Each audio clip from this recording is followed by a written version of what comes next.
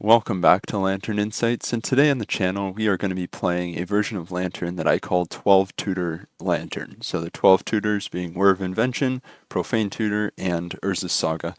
Not super common to see Whir of Invention and Profane Tutor in the same list. Usually decks are playing one or the other, but I came up with this deck a while ago when Crashing Footfalls, so Rhinos, was the top of the meta in Modern, and it was really specifically that matchup, I really liked it in just the improved consistency. And now, Rhino's not close to the top of the meta, but I still think this is a version worth trying out. It's basically saying, like, game one, we are going to get to our combo, and it is going to be very consistent. We have tons of ways of finding our pieces. It's a bit slow. So, is that going to be great into energy and affinity?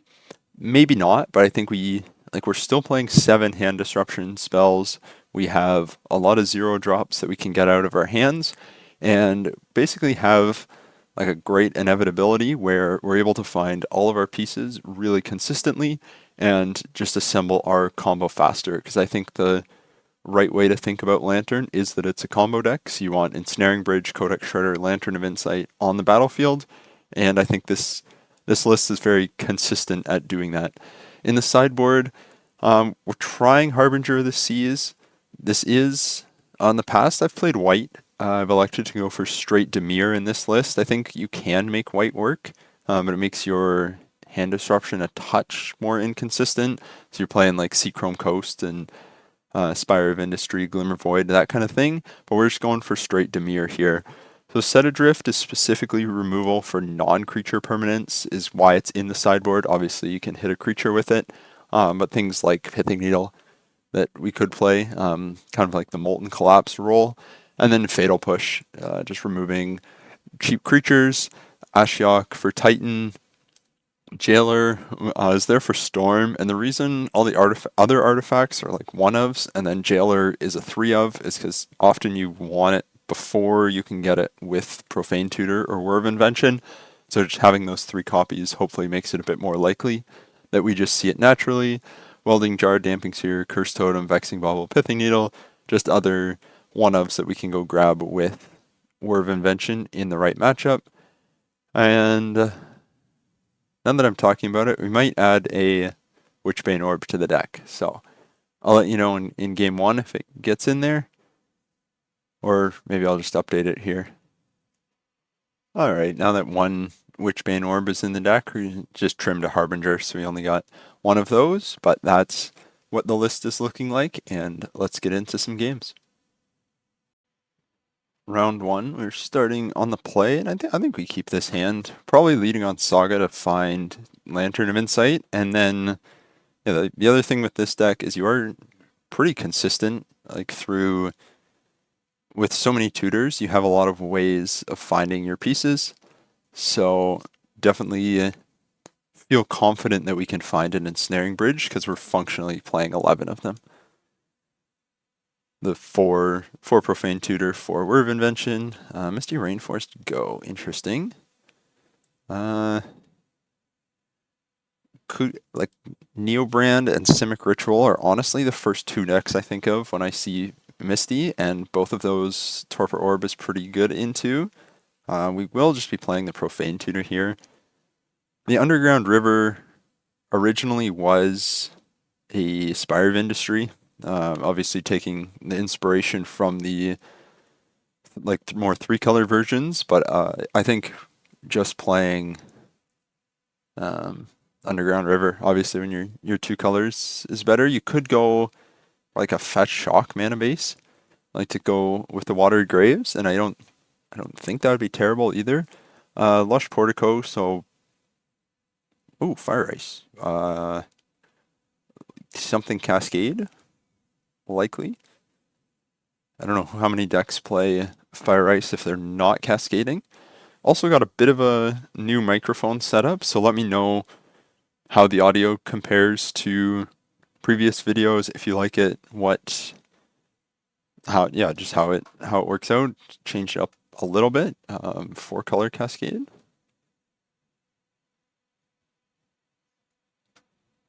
Maybe. holding up a Fire Ice again.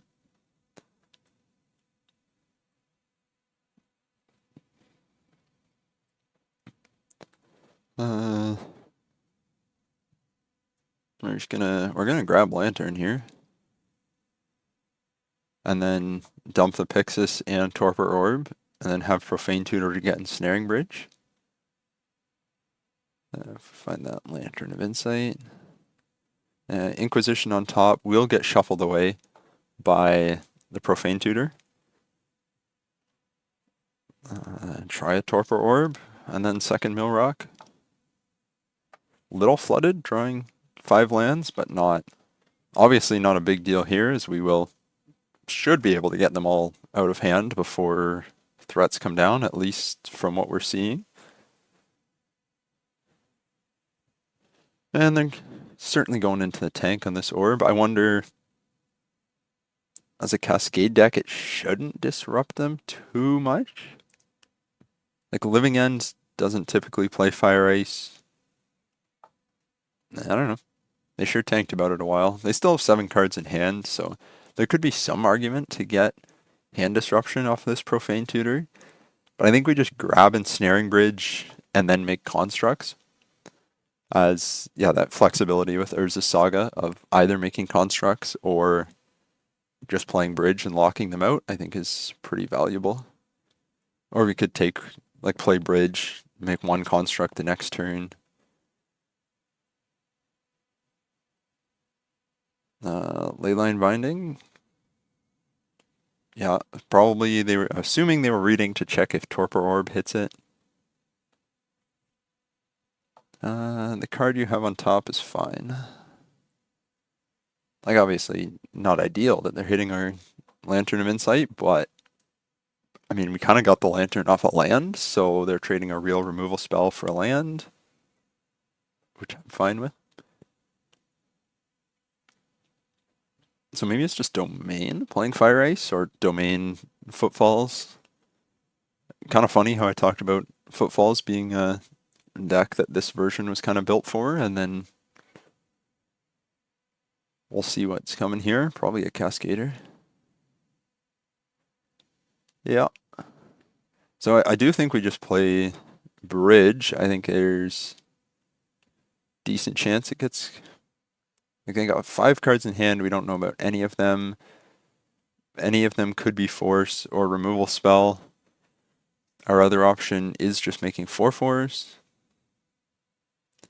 Let's see what they do about the tutor here. We kind of, if they have a force of negation, we would rather them counter the Profane Tutor than counter Ensnaring Bridge. Because if they counter this, we can still go for the construct line.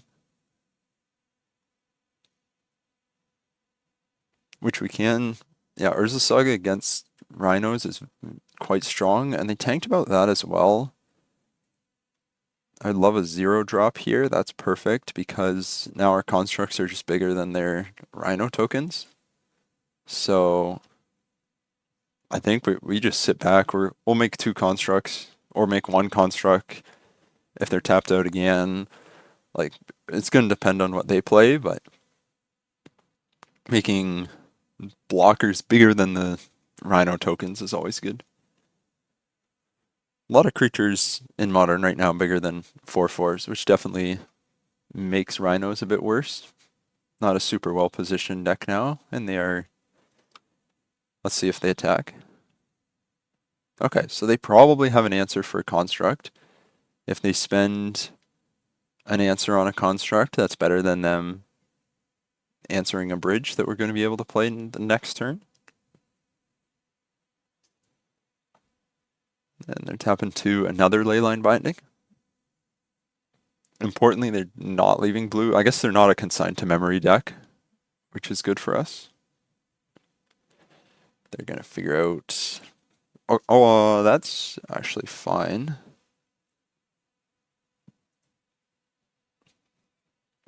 Like, they still have to deal with it next turn. 5 cards. I think we got to play bridge out here. Does that change anything? No? Yeah, I think we just jam bridge. And if they have a removal spell, we can maybe stay alive long enough. 1, 2, 3. Like 5 cards in hand. Yeah, okay. Force, Pitch, Subtlety. And then we are going to have to mill this, but we'll do that in their upkeep because if they want to spend resources on it, that's fine. I think we exile here because we don't want Darkslick Shores. Dead Gone. Ah, yes, the mono red bounce spell. Love that.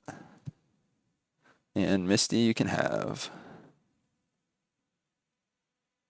Grafdigger's Cage, very useless here. So if they swing, they get in for 6. One turn, lose a Rhino. Next turn, we block the Rhino, they get in for 2, so they can put us to 1, which kind of makes tapping this Underground River seem not super appealing.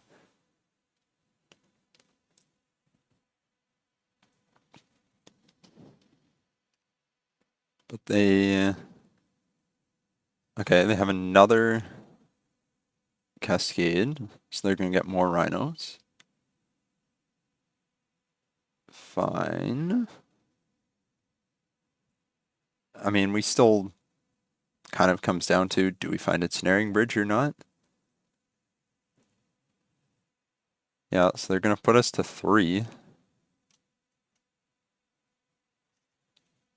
Which takes us off of Whir of Invention. We want the extra card from Bauble because we're off Whir of Invention anyway. So we don't need the extra artifact for Improvise because Whir of Invention is not an out here. No, we're going to mill this. So I guess we draw Inquisition and then shuffle, or we shuffle first? We draw because if it's a Ensnaring Bridge underneath, we don't have to shuffle. That's not good enough. We gotta shuffle. And nope. Well, Underground Rivers kind of hurt us there. And we found one bridge, didn't find the hand disruption. It happens. What do we want? Sideboard, obviously a welding jar, probably the Soulless Jailers, and Vexing Bauble. Torpor Orb can come out immediately. Grafdigger's Cage can come out immediately. The Needles we're going to leave in for Boseiju Odawara, but I don't think we need to bring in any extra just because they are on like the 4-color version. Cookbook can come out. All their creatures are 4 power, so we don't really have to get under. We don't have to get under any of their creatures. And then because we're bringing in Soulless Jailer, I think our own Profane Tutors get worse.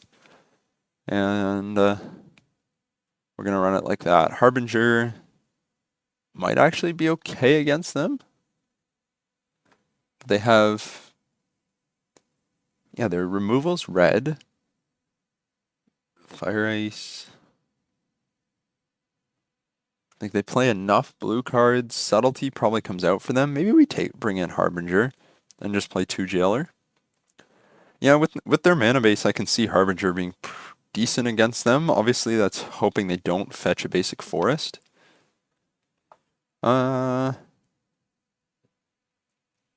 1 discard into turn 2 Shredder other discard spell. Yeah, definitely like this better, and I think we just put the Pithing Needle on the bottom. We have the lands to hit our tutors, and yeah, should be. Yeah, this is kind of like what I was talking about, where like we're eventually going to hit things. The tutors obviously make it more trading speed for consistency, and they have double Cascader, so we're going to take the Force. And yeah, those will come down on turn 3. They do have a Leyline Binding, which obviously will either need another removal spell or this coming in tapped. I guess we could have brought in Set Adrift for for Leyline Binding. Obviously, Set Adrift working by you delve a bunch, put it on top, and then use a mill rock. So it's kind of conditional on us having a mill rock, but also our whole deck working is kind of conditional on us having a mill rock. That's not really what we want to see here. Kind of makes Whir of Invention not great. Honestly, yeah, not loving where we're at right now, because they can kind of just slam Rhinos. So if we draw a 0-drop, yeah, interesting here. River of Tears, I think, is actually a really good land in Demure versions when you're playing Thoughtseize and Whir of Invention, because you kind of need all of your lands to tap for blue for. They played the Sacred Foundry I knew about. You need all your lands to tap for blue. Yeah, we can't do anything about this. If we had drawn like more useful artifacts, what do we see? Clarion Conqueror, Mystical Dispute, Ashiok. But their hand is this.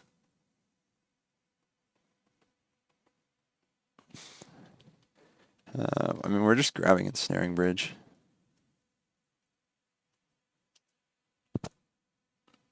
And then we'll get another one with Whir of Invention. But if we had gotten more artifacts there before playing the... like if Whir of Invention was able to be cast in response to the Cascade trigger, we could go and grab a Soulless Jailer and keep them off it. Kind of unfortunate that we have drawn like 6 lands here. Although I guess we did keep a fairly land-heavy hand. And then Urza's Saga can turn into 3 artifacts. We might be dead by the time it turns into 3 artifacts, but it can be done. And they have the Lounge for their binding. So that'll let them go binding this turn, but no... does not let them also play Agent. So we're on a 3-turn clock, but we have enough lands that we are able to just get to Whir for bridge by playing lands. And the construct tokens aren't going to be anything too special here. Alright, 1 mana up. Pithing Needle is actually good. Because it's basically free with Whir of Invention. And we're going to name Boseiju. Though maybe should have named Odawara, actually. They got green for... They don't have green. Huh. We're going to take 8, go down to 4. Can't Whir for bridge here, so we're just going to make constructs. Could soak up damage, or could just threaten bigger constructs. And we do see double basic here. I think we're just taking 8. The difference between 4 and 6, I guess, is like 1 artifact getting through, but we're kind of banking on playing Ensnaring Bridge next turn anyway, so I don't think we're holding up the ability to make constructs.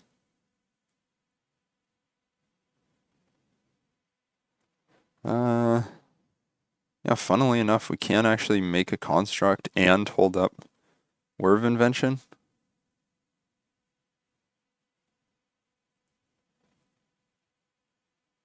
Which is not bad.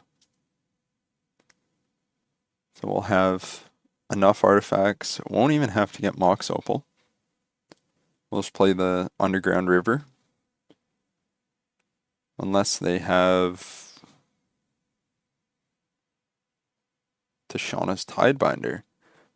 Still lets us play Whir X equals 3. They have blue mana up.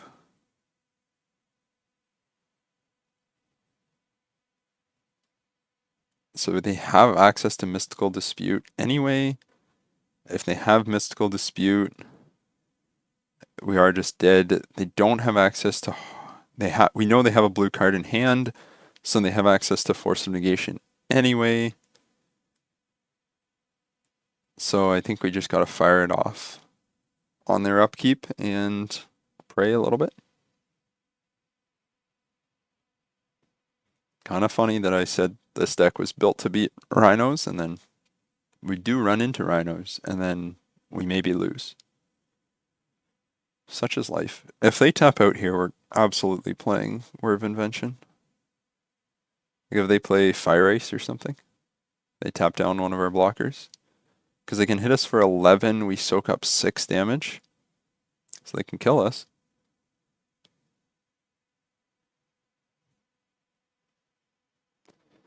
And they're going to fire us here. Unfortunately, this underground river is going to put us down to 1. But if they have another fire, it doesn't matter. If their last 2 cards are Agent Force, we lose anyway when they untap. And the difference between 1 and 2 here is not super relevant. Obviously, still a long way to go. They're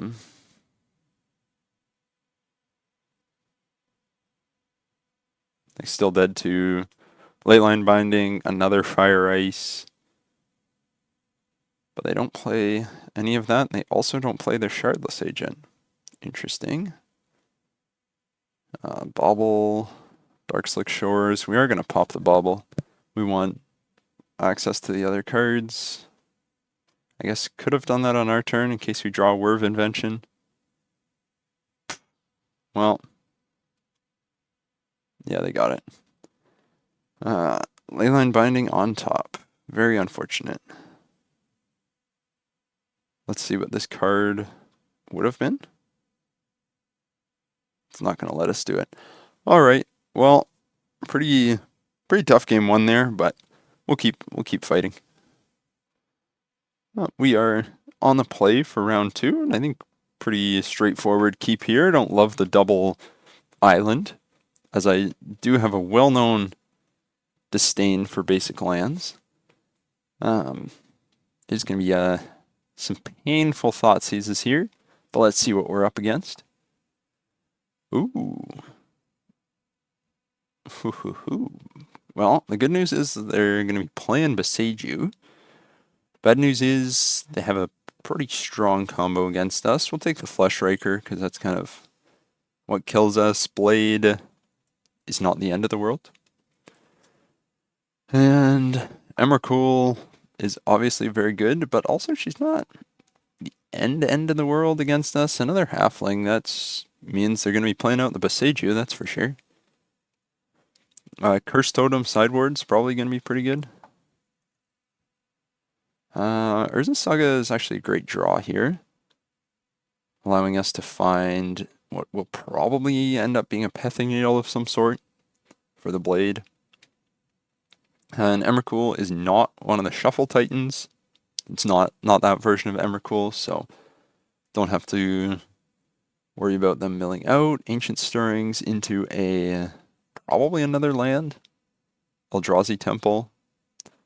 So that would have been turn 2 Flesh Raker for them. Or, I guess not turn 2, because they would have let them... Yeah, they would have had the Halfling plus the Temple. And they're going to go Blade plus Equip. Okay. Interesting. Lantern is great here. If we... So we can play Lantern, play Cookbook, get Thoughtseize next turn. I like that. Ballista, obviously not great, but hopefully they play it for 0. Not worth shuffling Lantern, because we can get Thoughtseize to take the Emrakul. And they do have a good number of dig spells with the Malevolent Rumble and the Ancient Stirrings. So they have 1 unknown. If that 1 unknown is Thought-Knot Seer, which is kind of what their mana is indicating here. Oh, they might go spawn. That's fine. We're going to get Thoughtseize for the Emrakul anyway. Oh, they just grab a Windswept Heath. Also fine. And they're going to shuffle that into a forest for a halfling. Are they up to Emrakul? No, they got 1, 2, 3, 4, 5, 6, 7, 8, 9. Not quite up to Emrakul next turn, fortunately. And yeah, this is just going to grab Thoughtseize for the Emrakul. Thoughtseize. Another Lantern is fine. Probably. Oh, I forgot to hit mana. That's pretty bad, actually. Whir of Invention is nice. Me skipping through the Urza Saga trigger is not nice. So they have Emrakul, Halfling, and a mystery card. Next turn, they cannot play it. So I think we just play out the bridge anyway. They deal us 5, 6, 7, 8 damage. Yeah, they can't really kill us. They got the Ballista. We'll take Whir of Invention might be going after Walking Ballista. So their hand is Ballista Halfling. Yeah, obviously a pretty big misclick there, but things happen.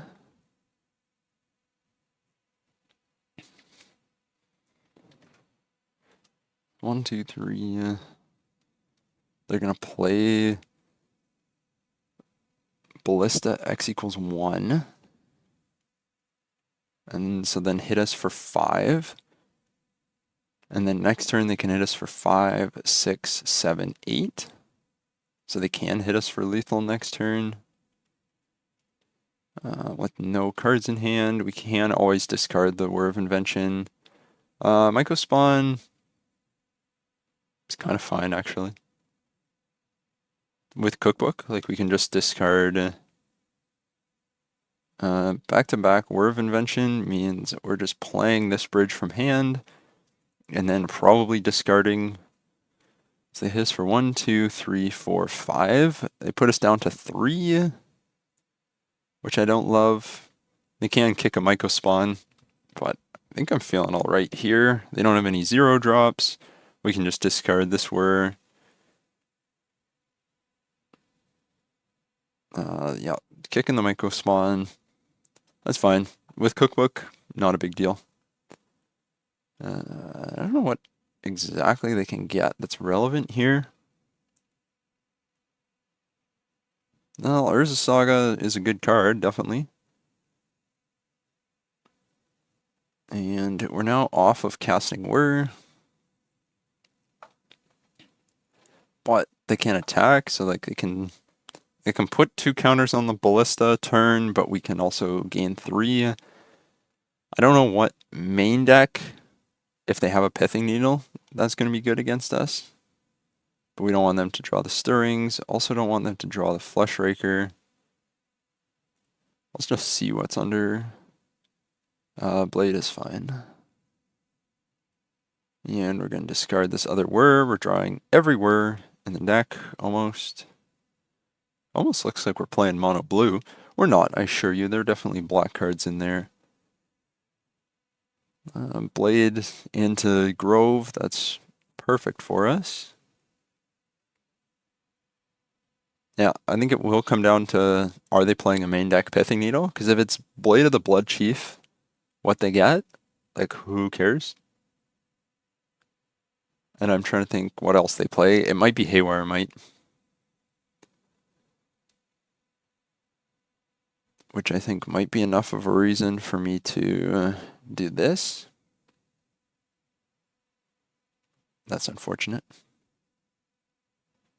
Well, River of Tears unlocks a lot of our top decks that just went into our graveyard there. So we'll see. Yeah, Haywire Might kills us. Apart from that, yeah, like a lot of this comes down to the fact that I did kind of skip through an Urza Saga trigger. So yeah. Because obviously, I mean, if I have the land there, I play the bridge, cast the Thoughtseize, hold the Whir for the next turn, then I'm able to grab a Pithing Needle, to stop like some of this. I mean, if Vexing Bauble is the card they get, that we don't mind. Yes, Vexing Bauble is good against us, but they do get a Haywire Mite, and we're just dead. So yeah, maybe knowing, maybe a punt to let them have the sowing Myco spawn. I don't know. We want Welding Jar, we want Cursed Totem. We maybe want Ashiok. Torpor Orb, they're playing cast triggers. It's good against Fleshraker. Not a ton that we want to cut here. Cursed Totem's coming in, Welding Jar's coming in. I think we can shave a Profane Tutor. Shave an Inquisition, because Cursed Totem cuts off enough, and run it like that. Do we need Fatal Push? I don't think so. I think I feel okay with that. I don't think their combo is super good against us. Obviously, if they have Walking Ballistic and just shoot us, it's fine. Sure. Definitely a trap hand. Probably shouldn't be keeping this. But if you enjoy keeping bad hands like this, stick around. There's lots more. I guess we just rip everything they have. Get ready for us to do it twice next turn. They probably play a commercial district. See if they leave it on top or not. They do, which is not great. The Broodscale is, nope, not doing that. Doing this. Although I guess if we're playing the Shredder this turn anyway, could maybe have just played the island. Not gonna let you have whatever was on top, and then I think we take the Rumble. We leave them with a Broodscale. Oh, that's a good card. Yeah, we leave them. It's a 3/3, kills us in like a number of turns. I know it's their combo piece, but I'd rather like Rumble can find them a lot, so I think keeping them off that is good. And then we'll probably hold the Thoughtseize until we're about to play out a bridge, if we can find one.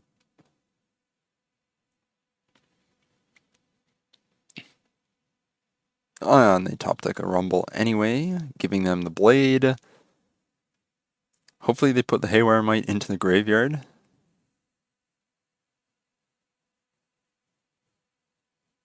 They do choose the Blade, so their hand is now 1, 2, 3, 4, 5. And they have a whole combo in there.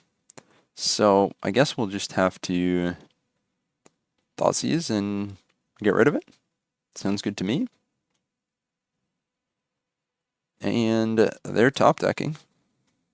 And the Haywire Mite, I don't know how many they play, but I think the one being in the graveyard is not irrelevant. Stirrings is very good. Obviously not a matchup we want to be blind Codex Shreddering them because they play... Oh, that's unfortunate. Okay, so they find a Broodscale after we took 2 other Broodscales. Which lets them play the...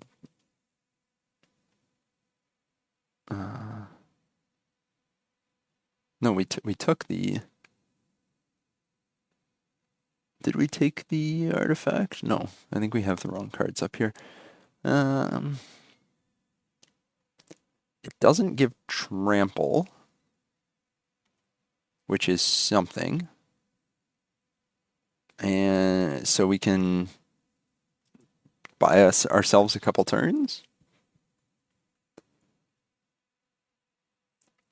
I think, because I think they have the artifact in hand, the Blade of the Blood Chief. Yeah, Blade of the Blood Chief.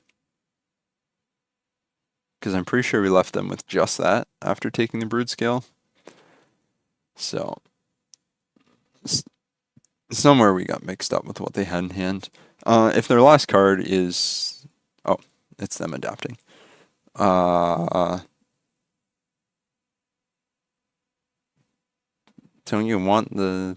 Oh, they're doing that first, so to play around removal?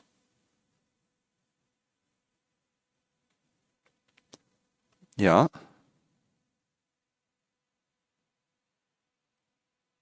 Okay. You got it.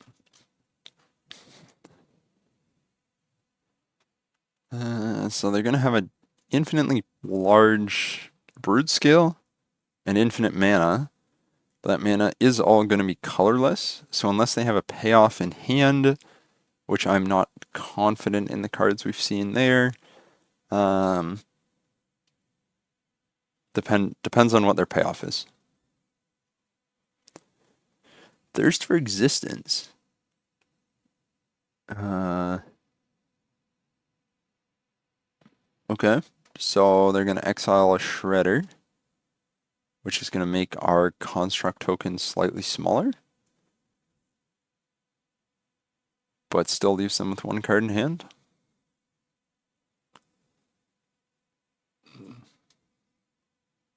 I mean, we do have to block because they can do the combo at instant speed.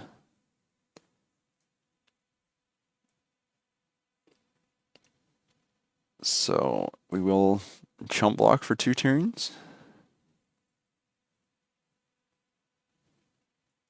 Yeah, make your spawns.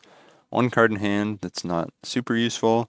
Honestly, the opening hand that we kept ended up being not terrible. Like, I definitely could have gone a lot worse. Kind of put us into a top deck war that they just sort of won, which, that's kind of the point of top deck wars. You can't always win them. Another Mox Opal is useless here. Yeah. Moto's not liking me right now. I think we just have to give ourselves as many looks at a ensnaring bridge as we can.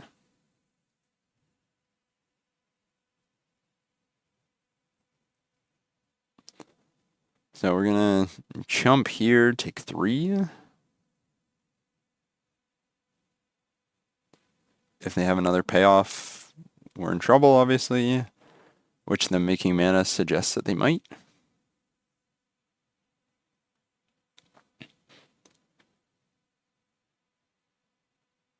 If the payoff is Emrakul, I guess she doesn't directly kill us, because there's no way to get rid of a bridge if we were to draw it. He's definitely making a lot of mana. I get it, the Broodscale's big. Would be nice if there was a way of shortcutting infinite combos on Magic Online.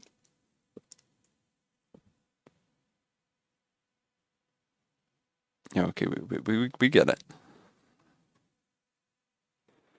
They might just have drawn a Walking Ballista here, which, if they drew a Ballista, could explain why they're making so much mana, and it also just kills us. Well, they did stop tapping for mana and are slowly ticking down, so I suspect our time in this match is numbered, or drawing to a close.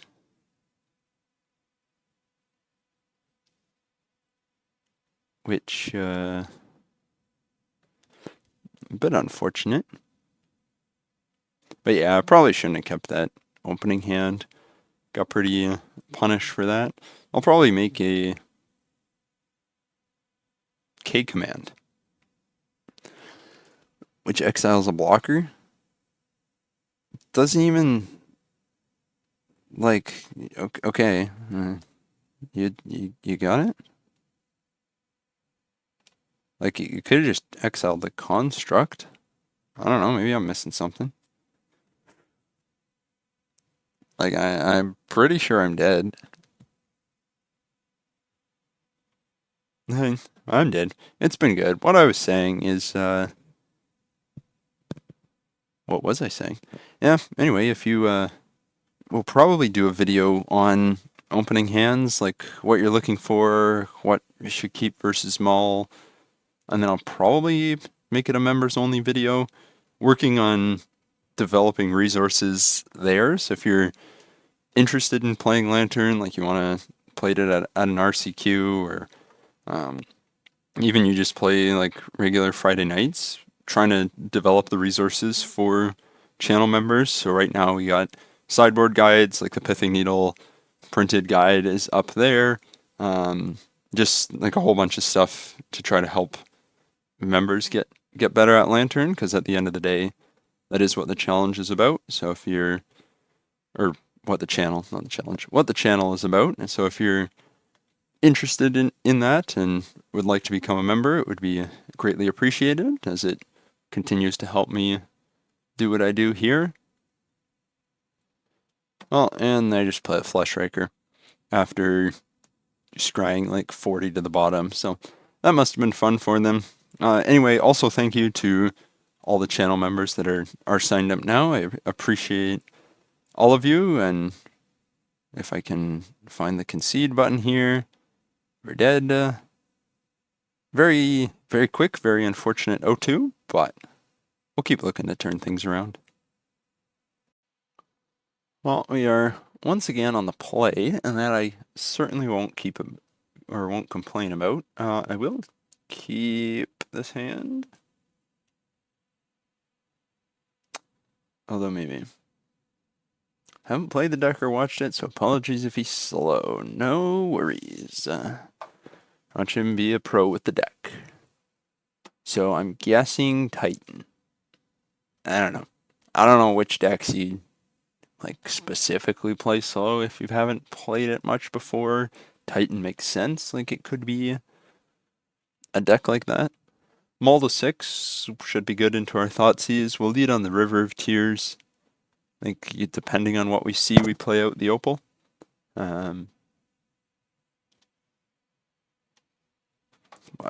Let's see, just a Maul to 6. River Thoughtseize. I don't know, there aren't too many decks in Modern that play River of Tears. I think for us it makes a lot of sense because we want black early, blue, Force Pitch Spell Snare. Okay, that... Belcher? Belcher. Talking about Tameshi loops? Force Pitch Snare on a Maul to 6 on the Thoughtseize. Alright, I mean... into Survey... Just blue-white control? Subtlety? Bobble? Affinity? I've guessed like 10 different decks in like 2 minutes. Not Belcher, because Belcher doesn't play lands. Could be blue-white control, but it doesn't play Bobble. That's kind of perfect here, actually.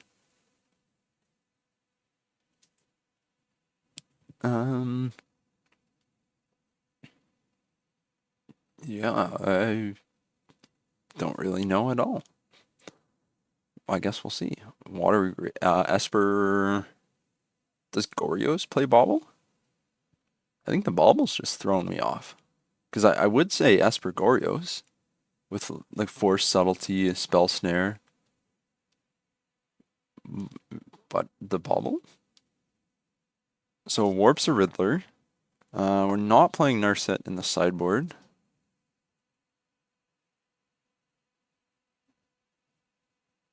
So... I mean, ideally we draw an artifact of some sort here. Artifact or Urza Saga. We'd be happy with either of those.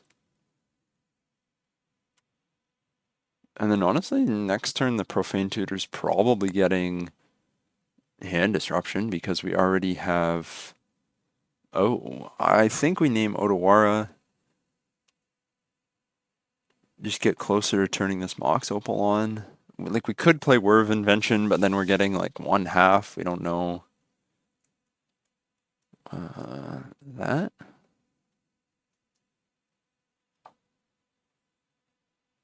It seems okay. This might be a consigned to memory deck, which Whir of Invention is good against. Yeah, obviously Profane Tutor not good against.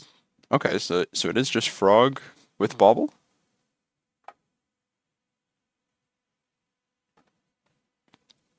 I guess. Let's see what they do about this tutor. I don't think I would mind if they forced it. We're gonna grab the Thoughtseize. Oh. Yeah, we're just gonna say go. We got Whir of Invention. X equals 2 we can cast on their turn if they go for Goryos. So if they discard a Goryo's target and then go to play it on their turn. Okay, so it's Goryo's. We're gonna let them go for it on their turn. So hopefully they just cast Goryo's Vengeance. And then we just play Whir of Invention and get them.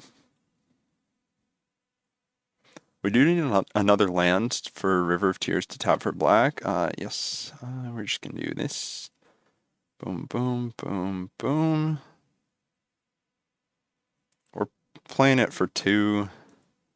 There's not really a difference. We are gonna grab the Grafdigger's Cage. And it's basically a time walk here. And where is Grafdigger's Cage? You got it. Excellent Goryos right there. Is going to get to draw a card off this Frog. Ideally, I mean, I guess Mox Opal's turned on now, so we can just play Thoughtseize, Whir of Invention. Not for Bridge, actually, without drawing another artifact.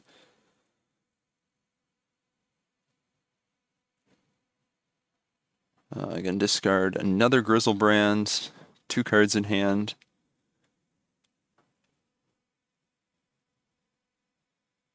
And draws something. Not another land.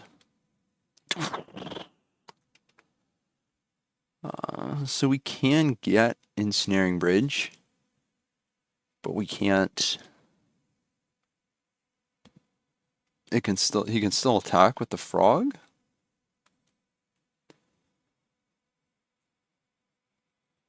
I don't love that. We take 4, 5, 6, 7, 8, 9, 10 damage. Yeah, actually, it's not the worst I've ever seen. Let's see what 3 cards he's working with.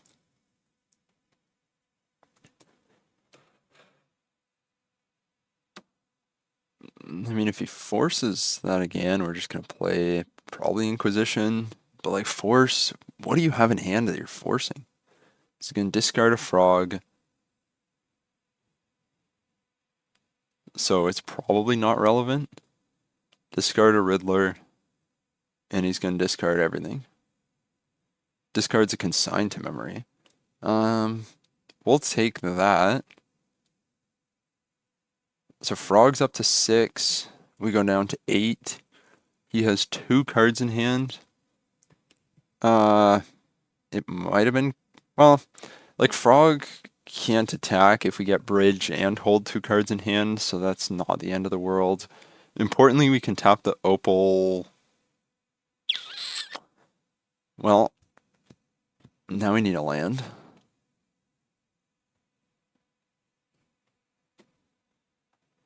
Again, if we can keep him off of Rough League so far. So he's got 1 card in hand, and we need a land or a 0-drop or a 1-drop. That's a land. I guess we upkeep it.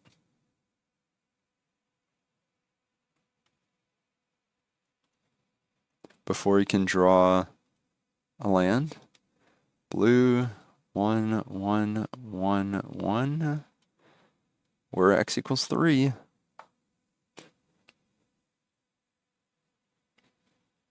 So you can't hardcast Force here. We don't want to go to his main phase, because then if he draws a land, he can just play it and hold up hardcast Force. Yeah, Bobble definitely threw me a bit early, because it's not a card they usually play. He's tapping Tainted Indulgence to draw 2. I think that's fine. Like Force, it's his turn. He can't cast Force. So we'll take Grab and Snaring Bridge and hope that one of those 3 cards in hand aren't an answer to what we're doing. Okay, 2 unknowns. He does have a Riddler on Warp that he will be able to get to eventually. And his ways of interacting with an onboard bridge, I'm assuming he has other copies of Prismatic Ending, is going to be what we care about. Has the mana for it. Whir is good. What do we Whir for is the question.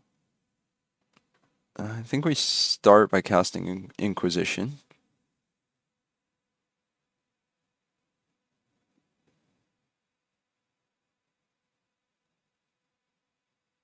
Well, I know what we're taking there. Pretty easy decision. Because we don't have another Grafdigger's Cage. Yeah, I think we just gotta Whir for like Whir for Shredder, Whir for Pexis, Whir for hold our options open for now at least. And he doesn't, like, if he plays this Frog as a 1/2 and then he can swing under bridge, he can grow it like 1 card. Like, it's not a card that can quickly kill us if he plays it under bridge. Yeah, it's more what would kill us is drawing extra cards into Prismatic Ending. But I don't think it'll deal with a second bridge super effectively. So I feel like 2 bridges. He's going to cycle a Pest Control with Psychic Frog in hand. Yeah, you're playing me. This is okay. I mean, alrighty then. Pest Control is amazing against us.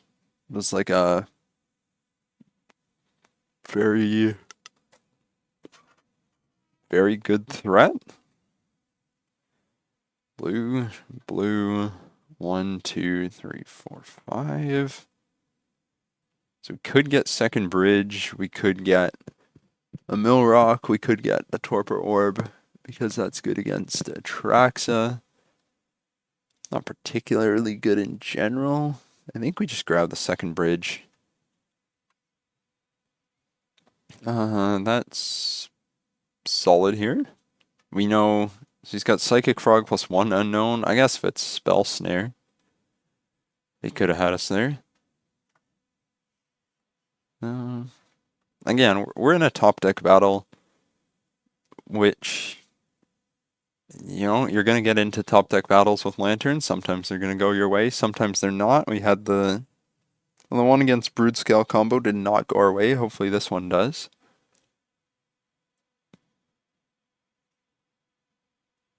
And like a lot of their interaction being Force, Consigned to Memory, all great cards against us. Not good once they're on the battlefield, and then Pest Control. Yikes.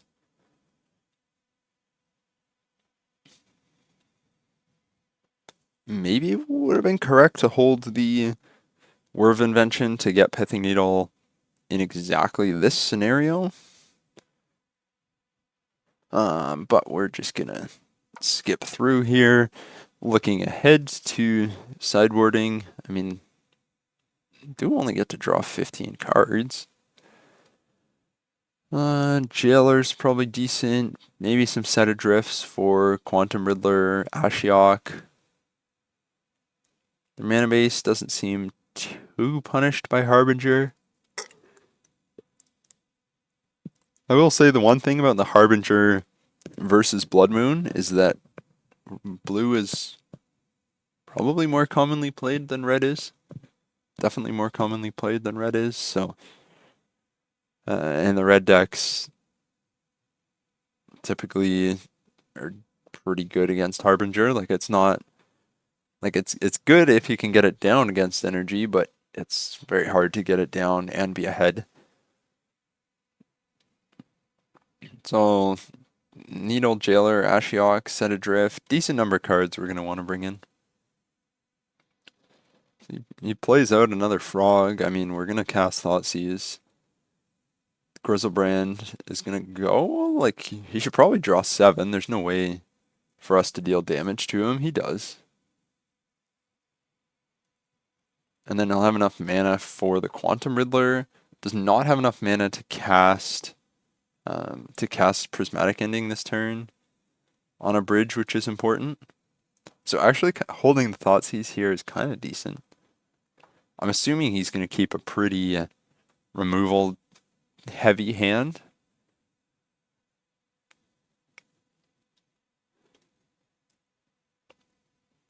Urza Saga would be a decent draw. Honestly, Profane Tutor wouldn't be terrible because we play Profane Tutor and then we like have a turn. Like we have a turn to draw something. Although, yeah, probably Whir for Pixis would just be good here. Not super likely to draw another Whir. 1 in 42. This would be, oh, discards Atraxa, discards Pest Control, discards Pest Control. I mean, this lets us play Thoughtseize pain-free. Which means the frog can attack.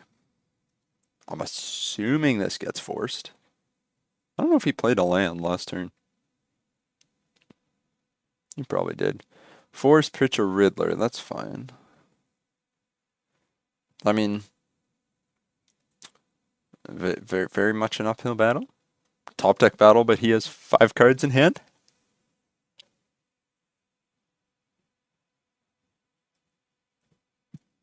So I don't know. Like I suppose technically with Prismatic Ending, if you're playing the main deck Pest Controls, do you need the full playset of Pending? I don't know. Teferi, yeah, that's very good. Okay, we would like another Pithing Needle. So bounces 1 bridge to then get in with the frog and kill us.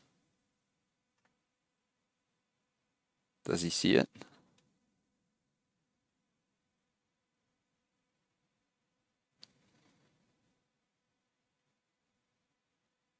Come on.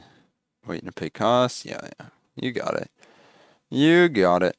We will fortunately lose a long game 1. We're kind of just getting smoked here. We want Ashiok. We want Set Adrift. We want probably the other needle. There's a lot that was relevant. Cookbook is useless. And then, yeah, this is not a fun list to trim with. I think because they're playing Teferi, Profane Tutor gets a decent chunk worse. So maybe we just cut our Profane Tutors into Teferi. We could bring in a Fatal Push for the Frog. I think that's the only other thing I'm seeing. Vexing Bauble hits Force. And that's it. The Jailer does stop Goryos. Witchbane Orb doesn't stop anything. Totem, Sphere. I think we run it like that on the play. I have no idea what I'm doing. I'm sure. I mean, I guess he did discard double Pest Control. Seems fine. We got Urza Saga to lead on. or to lean on. One drops that are relevant here if we just jam Pithing Needle. Like you could cast Prismatic Ending on it. I think we're fine with that. Because we want to have Opal online next turn. Teferi, Time Raveler.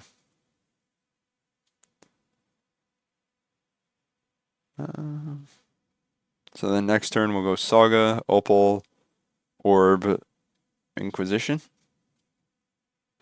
Because, yeah, if they Goryos and Atraxa with Orb on the battlefield, much less of a deal than Goryos Atraxa without it. Again, these Mishra's Baubles are, maybe they're stock and I'm just haven't seen them be stock. I feel like I'm not used to seeing Bauble. If someone knows why Esper Goryos is playing Mishra's Bauble, let me know. I'm actually curious. Like, I mean, it's good. Like, they can, I guess, draw a relevant card there because they didn't crack it, but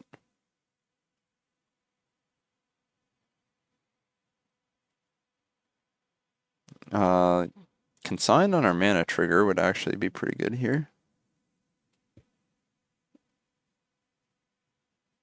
Orb. Drawing a bridge is good. Now they're gonna counter this.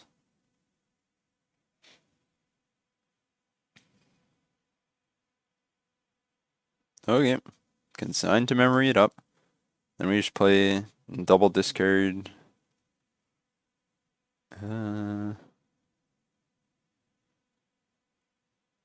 That's not.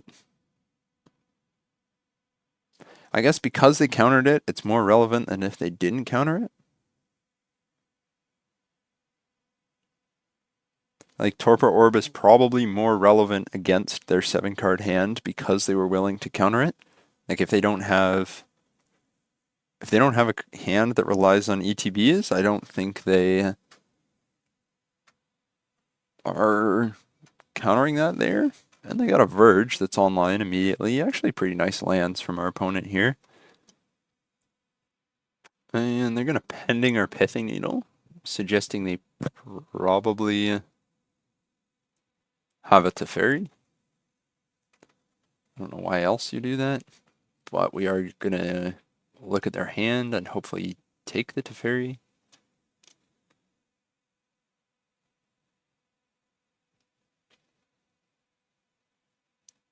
Honestly, force pitching something to then go into Thoughtseize would be pretty solid. Okay, I don't know why they fired the Prismatic Ending off. I guess take Consign, take the Mending.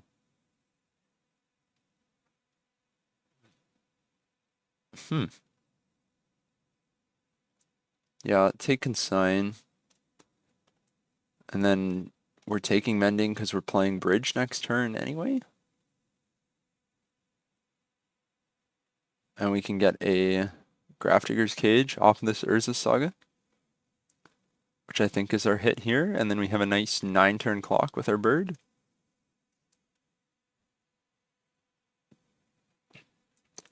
And actually, Grafdigger's Cage plus Ensnaring Bridge will turn the Opal on next turn. It feels like they didn't fire the Serenade and the Prismatic Ending off on the ideal targets, but I don't know if it's going to matter. Okay, main phase flashback for sure. Oops. They discarded the 2 cards that we didn't know about, so they have this and an unknown in hand. And I'm going to remember to...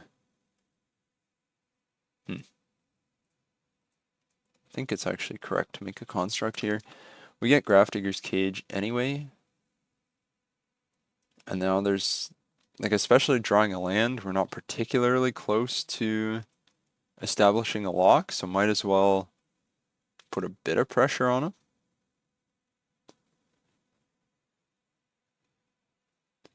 Because they can't, Unburial Rites is dead, they play the Watery Grave, so 2 unknowns. Like, obviously they still have a lot of answers to this. pest control being a big one. Yeah, it might not looking too good. I think we get this down when we know they don't have force, but they are paying costs for something. Nothing. Okay. We might just be a flat 0-6 in this league. Okay, they just have prismatic ending. That is lovely. And honestly, I will say one card we have not seen a lot of this league is Lantern of Insight. Card has been MIA.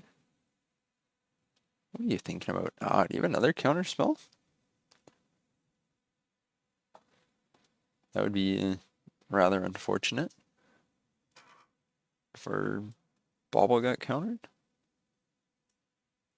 Yeah, gonna take a lot for us to come back here. Ashiok would be a not horrible draw.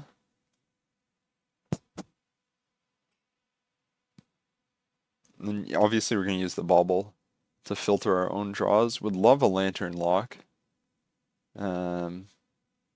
Kind of unfortunate that we left them Unburial Rites in hand now. So they only draw one off that Riddler, which is a small glimmer of hope, because they could be drawing 3 off of it. And Archive, hopefully they leave on top, because kind of want to pick this anyway. They do put a card on top. So we'll look at our top card, see what it is. Let this trigger go off. You don't really want to respond before it, just in case they have... Just let their triggers happen in the end step. Yeah, that's gone. For both of us.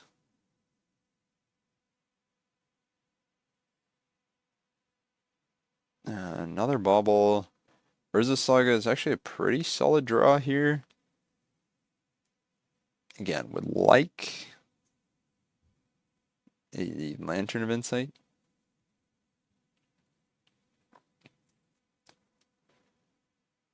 And Pixis, I think I mentioned it already, but Pixis shutting down, like, if our lock being Pixis, when we know they have Unburial Rites in hand, is actually a big deal. Although it looks like they're just going to cast the Riddler they had on Warped. So ETBs, draw a card, Riddler doing Riddler things. 4-6, that's going to be bigger than our constructs.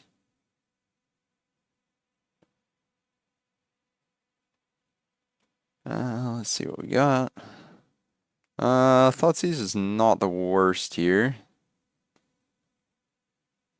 given that they have 4 cards in hand. Another Urza Saga is also not the worst.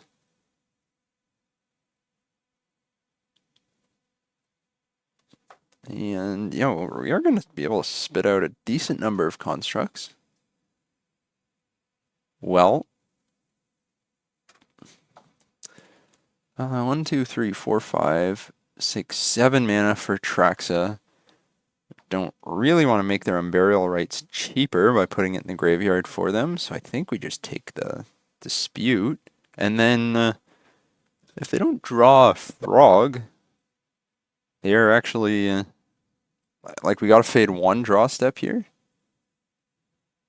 Because the fact they have Grizzlebrand and Atraxa means it's really hard for them to empty their hand for the second line of, and they draw an island they played. Perfect. Swing here, that's fine. Because we are going to hit you back for 4, at least 4.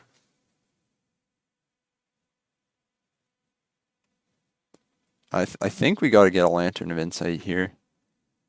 And just try to hope the constructs get there. Land, unfortunately, is a tap land. Lantern of Insight. Because, yeah, if this was untapped, I mean, Goryo's is fine because they have nothing in the graveyard.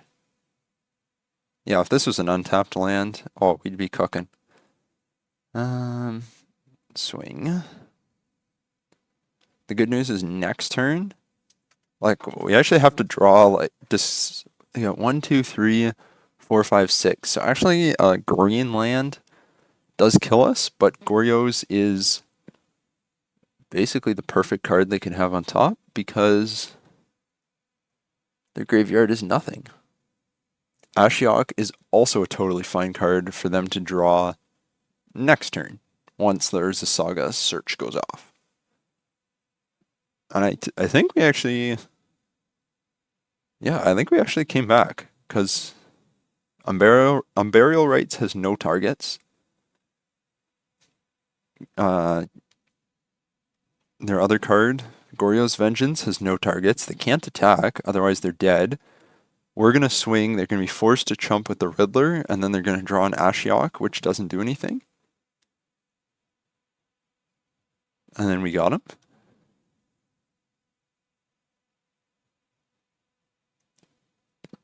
We're just going to grab the other Pixis here. Keep the, yeah, they conceded. They did the same math we did there. Probably fired off the Prismatic Ending on the Teferi way too early. But I'm still assuming that Teferi's in there, so I'm not particularly interested in Profane Tutor. Do we want... Oh, we know how much... So they're playing Strict Serenade, Mystical Dispute, Consigned to Memory, Force of Negation. I mean, Whir of Invention being instant speed is very important. I think we run it back on the draw and say at least we have one game win in our first 3 matches, and this hand does something. They're on a mull to 6. I think we keep it. We got Bridge and Cage. They're on a mull to 5. We got Hand Disruption. Pretty solid. They kept their 5. I do think there's a decent chance that if they... I mean, they claim to not know what they're doing, so I wouldn't be shocked if they brought in creature removal. Yeah, Urza Saga is actually a pretty good draw here. Inquisition. Look, if they surveil into something that kills us, like GG's. Yeah, I don't think it's correct to lead on the Grafdigger's Cage when they are playing so much counter magic.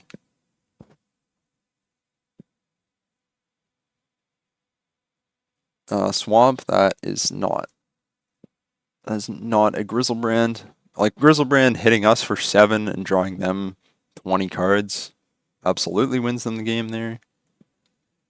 I'd be a little sad if they drew a Frog, because I guess they have one unknown.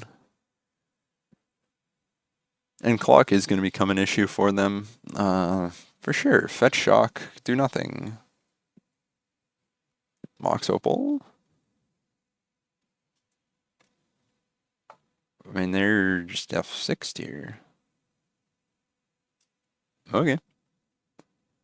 Again, no point in playing the second Opal. Marsh Flats, which we don't know about. I mean, are they concerned about Clock? That's why they're... So we could get the Torpor Orb down. I think we just go Construct Route.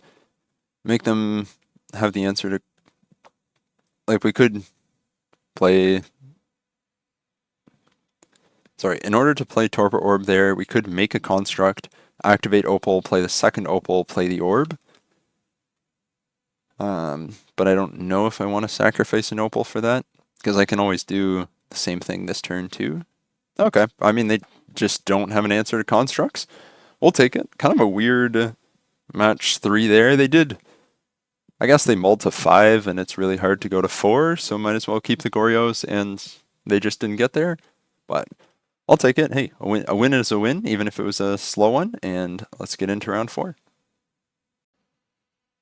And as we get into round 4 here, first time on the draw, and we actually just keep the full lock, so I think that might be the first time we've just had natural lock in our opener, but we'll take it. Basic plains go. Could be a number of different decks here. Again, up to 5 lands pretty quickly, but still fine. Keep on the draw. Profane Tutor, depending on what we're up against, Profane Tutor could be an okay draw. Oh, land destruction.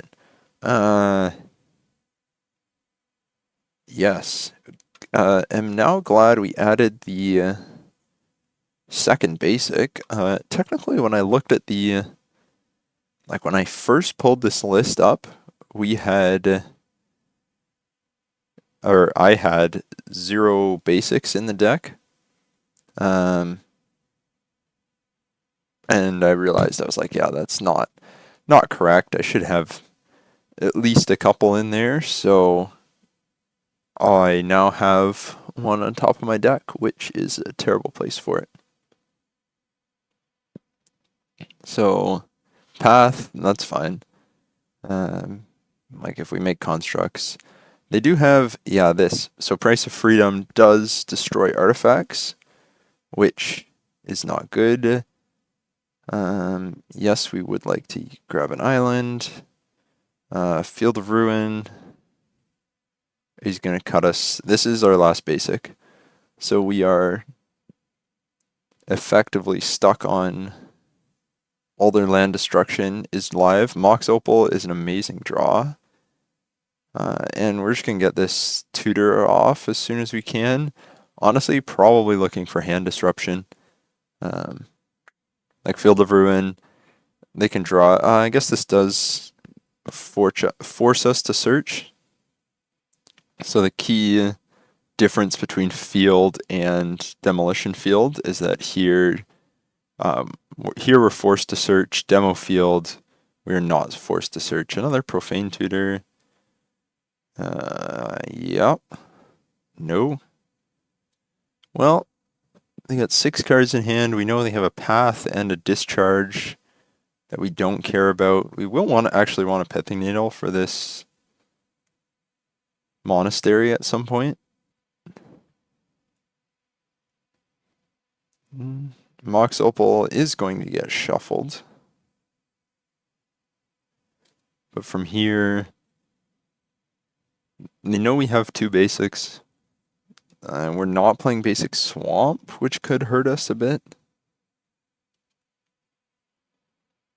And so here, I think we actually use, so that they do play out the White Orchid Phantom, which gives them a clock. We know they have Path to Exile and Galvanic Discharge, so I think it might actually just be correct to grab a Mox Opal, which will allow us to get a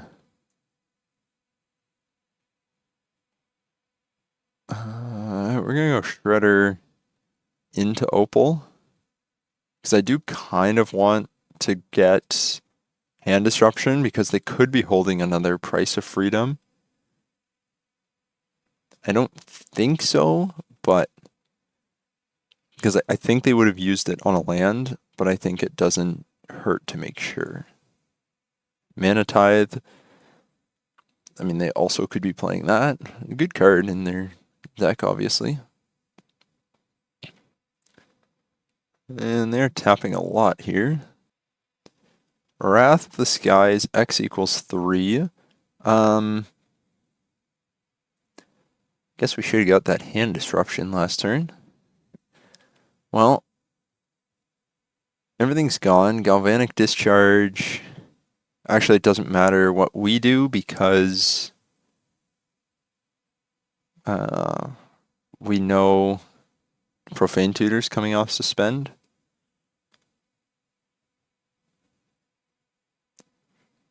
So I think Urza's Saga is, it feels so bad getting a land into the land destruction deck. But I think it might just be correct. Because I assume they would have fired off other land destruction spells. We know their card on top. I guess we know they have enough removal spells for... So maybe we do just get Mox Opal, or maybe we grab the Inquisition. Because then if we find another land, we can get Bridge down. I think that's the play. Let's see, yeah, so we knew they had Path and Discharge, and then their other path. So we'll be able to get Bridge down, and then it'll just be kind of a top deck battle against their Monastery. Which, yeah, looks like, 5 mana, get 1 card doesn't seem like the best rate, but the card's actually really solid in specifically this shell. Sorry, we took the Phantom from them. Yeah, drawing lands, again, not the worst thing in the world. Cookbook probably stays in post-board. And one thing we'll be able to do in game 2 and 3 is Ashiok. Actually, we'll stop them from searching off of...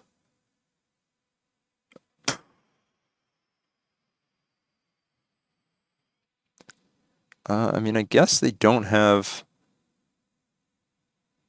They only have 2 colors. So Prismatic Ending can't actually hit Ensnaring Bridge. So that's less bad than I initially reacted to. No. What is bad is being out of lands, but... Like I was saying, Ashiok, if we're able to play Ashiok, which then shuts down their Field of Ruins, they're going to draw off the canyon, and they're going to exile their own creature to ramp them a land, which, I mean, it wasn't doing anything against our deck, so...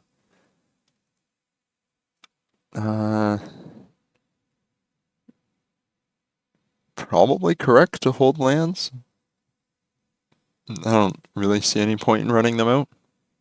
Especially, like, if they still had the White Orchid Phantom, obviously you gotta hold it. Here we're just gonna play it. I guess Dashed Ragavan would be the only thing. And Monastery, continue to find them cards. Would like a Pithing Needle for it, honestly.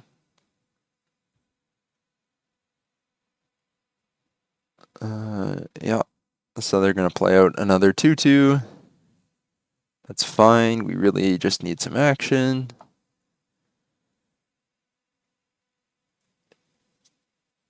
I guess that's something.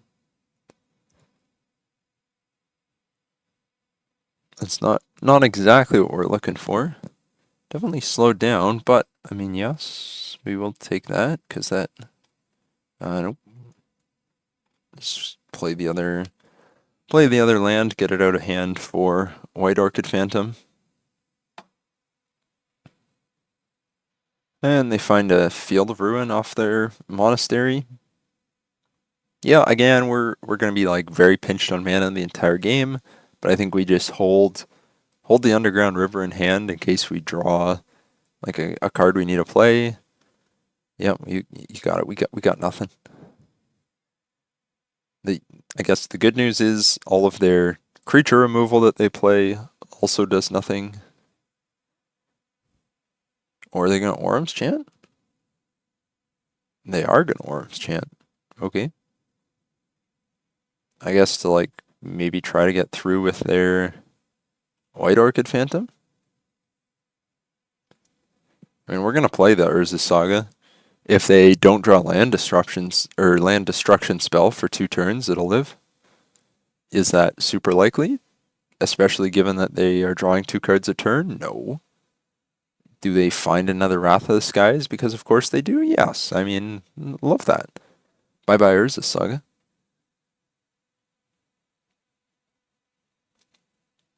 Also, bye-bye White Orchid Phantom.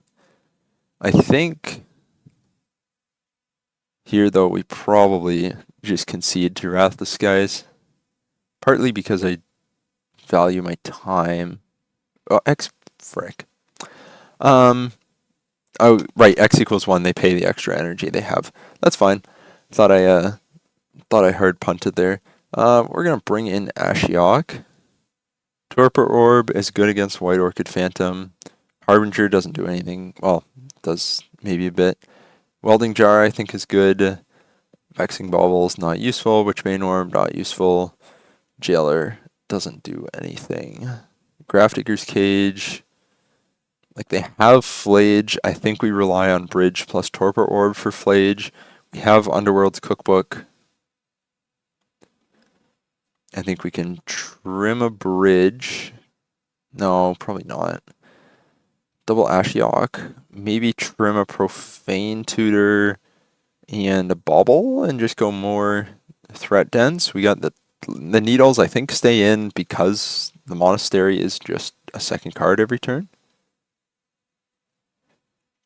But yes, being on the play is good, and having one land into land destruction is not. So I think we get punished pretty hard if we don't draw second land. This hand is way better. I mean, we obviously keep.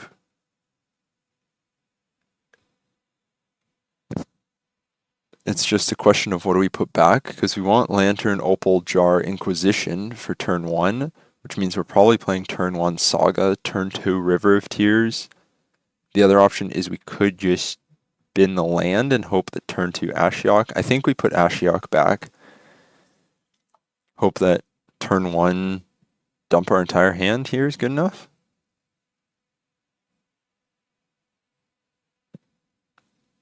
Because we are going to be making like big constructs on turn 2. Have the lock on turn 3. Well, Mana Tithe is a good card. It's not going to be relevant here. That is certainly a hand, and this should be a hand we're able to punish pretty well. They are going to have one removal spell, but they're drawing counter spells, so they kill one construct and we make 2. Sounds like a good deal to me. So we just kind of have to keep them off of relevant answers to our second construct, like this Wrath of the Skies, which we'd be keeping them off of anyway.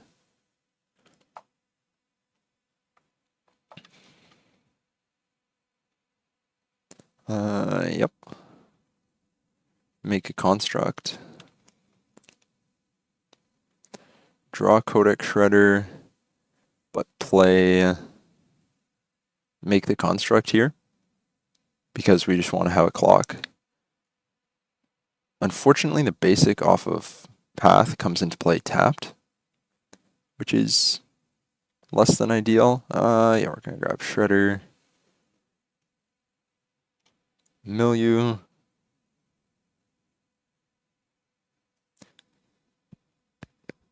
You got Path. Reprieve, totally fine. I'm assuming we get Pathed here. But again, I mean, his answers right now are the counter spells. So, yes, we would like to grab the island. An Ensnaring Bridge, not really a card we want here. But, again, we're not planning on casting too many spells. I only got the Sunken Citadel, Field of Ruin combo. But again, we are just going to try to kill them in 4 turns. Probably a slight misplay there. Should have played the used the River of Tears to play the Shredder pre-combat. Because if they, I was going to say if they reprieve it, it's relevant. They don't reprieve it, so not relevant. I guess missed out on a damage, but the difference between 15 and 14, I don't believe meaningfully changes our clock. Sacred Foundry on top is just perfect. We had a Codex Shredder on top and we went to a Pixis, so that's fine. Demolition Field, like I talked about, not a forced shuffle like Field of Ruin is. Not super relevant against this deck specifically, but against something like a one, the blue, the like Dimir Flash list, it's much more relevant. Reprieve and draw Demo Field, that's fine. Reprieve and draw Demo Field, again, totally fine. Takes the damage here, so actually the difference would kind of be relevant. Demo Field, Price of Freedom is absolutely going to get milled, probably on your upkeep. Although, we do have a welding jar, but probably just easier to mill this. They do have the Sun-Baked Canyon, but not, we have more mill rocks here, and that should be a good game. I don't think they have an answer to that in hand. And it looks like we just rushed them with constructs.